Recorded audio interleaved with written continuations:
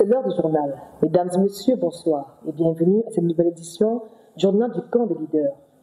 Le camp international biblique se poursuit et nous en sommes à la 5e journée. Une fois de plus, nous avons assisté à une série de programmes riches et variés que nous passerons en revue dans cette édition.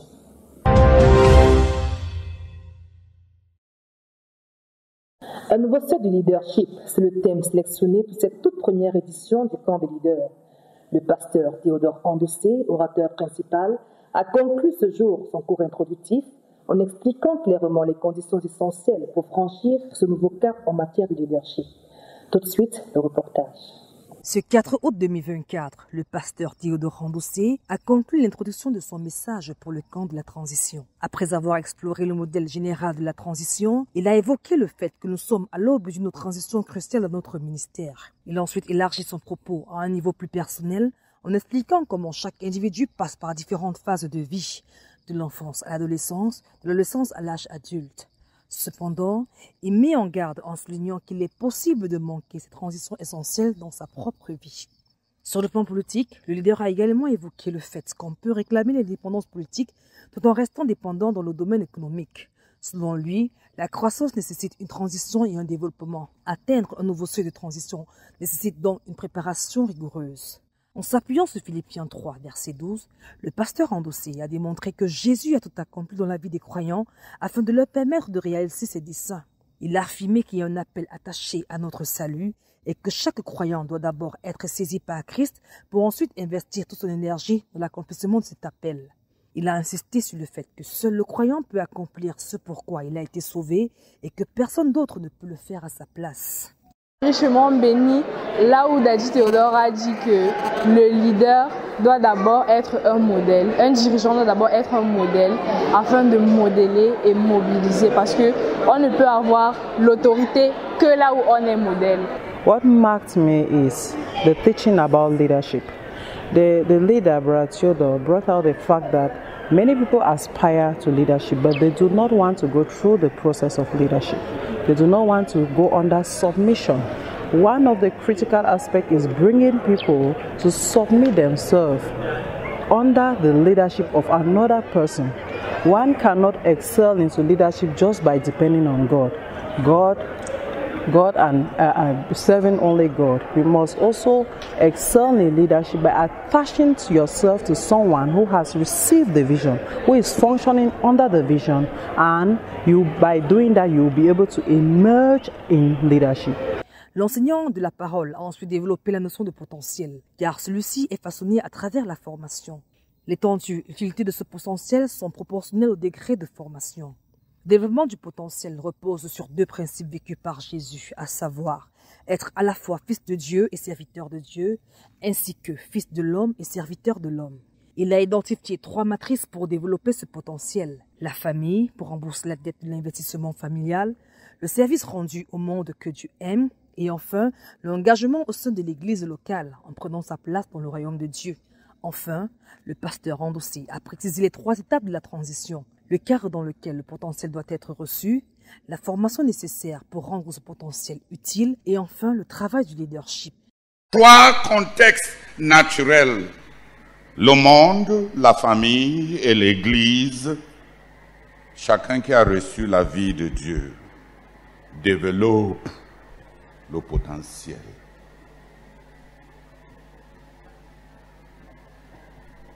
Commence à être utile. Et ceux qui ratent ça, avec de grandes aspirations, vont marcher sur les échasses fabriquées par eux-mêmes pour leur propre ascension. Il a conclu en soulignant que le leader doit non seulement incarner un modèle à suivre, mais aussi s'engager à la vision divine et assumer la responsabilité de mobiliser et former ceux qui accompliront cette mission. De Koumé pour la RTVC, je suis Miranda Zebi. C'est l'histoire saisissante d'un enfant exceptionnel, profondément marqué par l'admiration inégalée qu'il portait à son père et qui a transformé sa vie dès son plus jeune âge. L'instance STF, dirigée par la sœur Henriette Barga, nous emmène au cœur de l'enfance remarquable du professeur Zacharias Taléfomon. Un reportage signé Armand Bitima. L'instance ITF de ce 5 août 2024 est un focus sur l'enfance du frère Zach. À ce sujet, la sœur Henriette Mbarga rappelle qu'il était un enfant extrêmement soigneux. Pendant plusieurs années, il a utilisé un seul crayon qu'il a remis à son père lorsque ce crayon était devenu si court qu'il ne pouvait plus l'utiliser. Cet aspect souligné de la vie du frère Zach a amené tous les campeurs à se repentir de la négligence à garder les choses qui leur sont confiées. Le frère Zach était juste un enfant exceptionnel qui ne gaspillait pas les finances de ses parents. Il revenait l'année suivante, à la fin d'année, avec le crayon, avec le morceau de crayon que son père lui avait donné pour recevoir un autre crayon. Il était un enfant avec un cœur en or. La sœur Henriette ressort par la suite que le frère Zach aimait son père d'une manière très spéciale. C'est ainsi qu'à l'âge de 9 ans, il a planifié de donner de l'argent à son père. Pour l'obtenir, le père fondateur de la CMCI était allé travailler dans une plantation de café. Après avoir reçu 2 shillings moyennant ces 2 mois de travail, le frère Zach s'est mis à genoux pour donner cet argent à son père. Une fois encore, l'auditoire s'est levé pour se repentir du manque du don, suppliant le Seigneur pour avoir des cœurs comme celui du frère Zach qui accueillait toujours son père avec un cadeau. When I heard about the story of Brother Zach, that as a child he always ensured that while his father is returning from the mission field, he must have something to offer to him. In fact, it was so I was so much impressed by that, because I have had the mindset that parents ought to be responsible for their children. So I'm so expectant about, like many of us, we are so expectant that when our parents return home, especially from a journey, they want to offer us gifts because we have missed them for a while. But for him, as a child, it wasn't the same thing. Concernant l'enfance du frère Zach, et j'ai appris que dès l'enfance, dès la petite enfance du frère Zach, il donnait à son père. Et moi, j'ai toujours été de ceux-là qui pensent que ce sont les aînés qui doivent donner aux cadets. Et cet enseignement vient donc révolutionner ma vie dans ce sens que je dois désormais donner à ceux qui sont devant moi, donner à mes aînés, mes dirigeants, donner aux nécessiteux. Et vraiment, je suis très reconnaissant pour cet enseignement. La sœur Henriette rappelle que l'enfant Zacharias Tanifomum s'est mis au service de son père de tout son cœur, au point qu'il a fini par devenir son ami alors qu'il n'avait que 11 ans. Au terme de la session, les participants ont crié au Seigneur pour revêtir les traits de caractère de ce modèle qu'a été le frère Zach. Puisse le Seigneur, au travers de l'instance ITF, multiplier les enfants qui sont à l'image du frère Zach. Pour la RTVC, je suis le frère Armand. Susciter le réveil au sein de notre communauté à travers le monde, c'est l'objectif du message de Berthois. Message qui fait l'objet d'une étude approfondie au sein des groupes de travail, formés lors du camp des leaders. Tout de suite, le reportage de Jorel Simon. Notre but de la phase 3 est d'être 100 millions de disciples dans 200 nations dirigées par 1 million de faiseurs de disciples qui obéissent au message de Berthois. Le message de Berthois est le message donné par le Seigneur au frère Zach à Berthois en 2008. C'est un message pour le réveil dans notre communauté qui implique 13 aspects négatifs dont il faut se débarrasser et 16 aspects positifs à revêtir. Pendant le camp international des leaders ou Akoumé, les participants sont répartis en groupes d'études bibliques dans lesquels ils étudient la délivrance du péché, le semeur, la semence et le cœur des hommes, disciples coûte que coûte et rencontres dynamiques quotidiennes avec Dieu, pour ne citer que ceux-ci. Au nombre des activités menées, des actions de grâce, présentation des différents membres, témoignages de conversion et lecture collective des livres. Les participants sont également invités à répondre individuellement aux questions dans leur livret d'activité. Ils devront les soumettre pour la correction au cours de la session du lendemain. À l'entame de la lecture, nous voyons que les frères, le Seigneur expose les types de cœurs, dans les différents types de cœurs.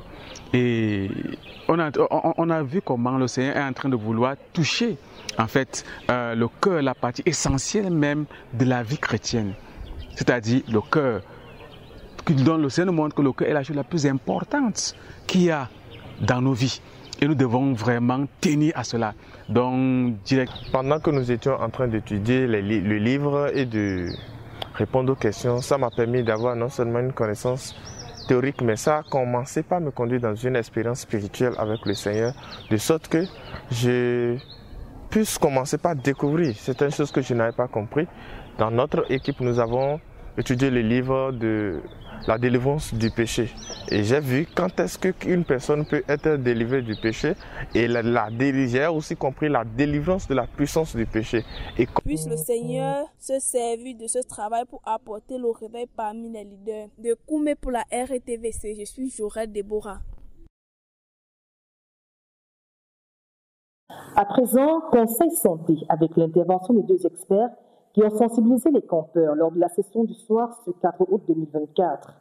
L'accent a été particulièrement porté sur le paludisme, période persistante dans les pays africains, ce qui pourrait constituer un frein à notre engagement pour la conquête du monde.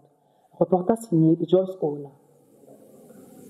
It was in the evening of the 4th day of the Leaders Camp 2024 that doctors were given the floor to advise the campers on the importance of keeping a healthy body for the world conquest. The doctors decided to develop illnesses such as malaria and nutritional diseases to counsel the campers.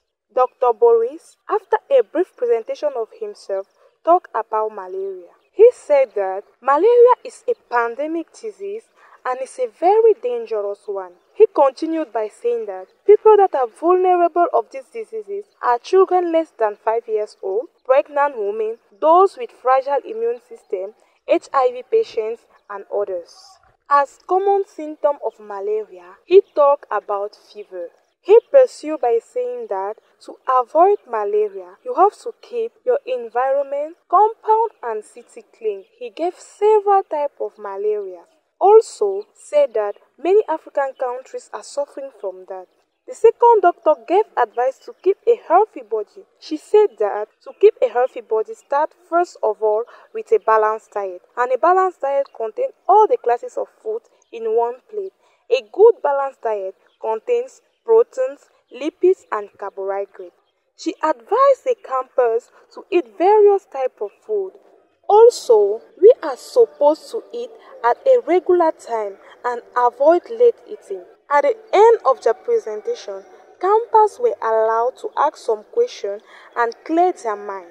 Preventions were given at the end so that the campers should be aware and keep their body healthy because, as the doctor said, all campers are missionaries and they have to be healthy for the goal to be accomplished. Glory be to God. Ils sont des milliers à travers le monde à bénéficier en temps réel des enseignements du camp des leaders tenu sous le ciel de Koumé, quartier général de la CNCI, et ceci grâce à la retransmission sur divers canaux de communication. Le point avec Evarol Temfak. Au camp biblique des leaders 2024 qui se tient à Koumé-Bertois sur le thème « Un nouveau seuil de leadership », le message prêché est d'une importance si capitale qu'il suscite l'attention des participants à travers le monde. Les leaders, afin d'être bâtis et équipés, suivent très attentivement la diffusion du message avec un vif intérêt, aussi bien en présentiel qu'en ligne. Ils sont 1636 sur place et 1355 auditeurs de 83 pays en ligne. La diffusion du message se fait également sur la fréquence radio 97.5 FM dans la ville de Bertois et ses environs, de même qu'à Yaoundé, la capitale camerounaise. À ce jour, le nombre de téléspectateurs YouTube s'élève à 9127 répartis dans 24 nations, sans compter la diffusion sur les différents réseaux sociaux. Que toute la gloire revienne au Seigneur pour ce message critique qui se répand de Koumé jusqu'aux extrémités de la terre. De Koumé pour la RTVC, je suis Temfak Rivarol. Mesdames et messieurs, c'est la fin de ce journal du camp des leaders. Rendez-vous pour la prochaine édition et d'ici là, portez-vous bien.